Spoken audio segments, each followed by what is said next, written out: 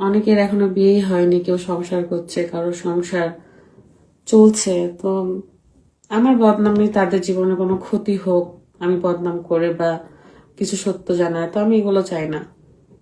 আমি যদি সেরকম মেয়ে হতাম তাহলে যখনই যে ঝামেলা হইতো সেই ঝামেলার কারণগুলো বলতাম। আমার যে রাগ অভিমান হয় মাঝে মাঝে সেগুলো বলতাম। সেটা ভাই বোনের উপরে হোক, বাবা মার উপরে হোক, স্বামীর উপরে হোক, বন্ধু বান্ধবীর উপরে হোক, সবার উপরেই আমার রাগ অভিমান সবই আছে। তো আমি কোনোদিনও কারোর কাছে শেয়ার করি নাই, আপনাদের কাছেও না। আর আমি আল্লাহর রহমে বলতে পারি হাজার শুক্রিয়া আল্লাহর কাছে যে আল্লাহ আমাকে ধৈর্য দিয়েছে। আমি এগুলো নিয়ে কখনো ঘাটাঘাটি নাড়ানাড়ি সব করতে চাই না, সব নোংরামি আসলে করতে চাই না। তো দেখেন কপাল কি আমার, আমি যতই ভদ্র হয়ে ভালো হয়ে থাকার চেষ্টা করি কিন্তু ঘুরে ফিরে মানুষ আমাকেই খারাপ বলে। এটাই নিয়ম পৃথিবীর। তো ভাবতেছি যে আমি একাই থাকবো, অন্তত কষ্ট পাবো না কারোর কাছ থেকে, কারোর কথার আঘাত পাবো না, আর অন্তত আমি কাউকে ভালোবাসবো না, কোনোদিনও কাউকে ভালোবাসবো না। আমার রাত বলতেছিল আমার হাজবেন্ড যে আমার দুইটা নাকের একটা নিঃশ্বাস বন্ধ হয়ে গেছে, মানে একটা ছিদ্র বন্ধ হয়ে গেছে আমার আমার ভাই মরে যাওয়াতে। আমার মানে রাদের তো চাচাতো ভাই ছিল আর একটা নিঃশ্বাস আছে।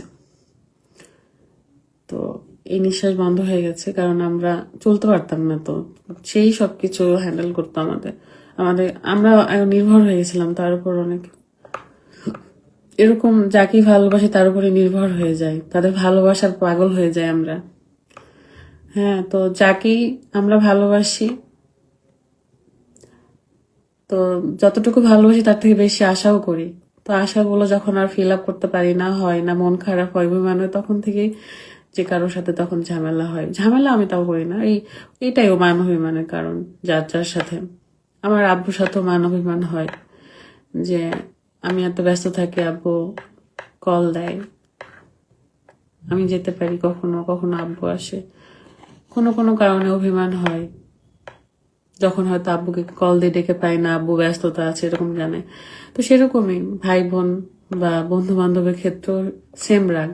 আমি আসলে ভালোবাসার পাগল, যে আমাকে ভালোবাসবে আমি তার জন্য জীবন দিয়ে দিব, কিন্তু আমি আগেই জীবন দিয়ে দিই, ভালোবাসা পরে পাওয়ার চেষ্টা করি, কিন্তু জীবনটা চলে যায়, কিন্তু ভালোবাসা পাওয়াটা আর হয় না।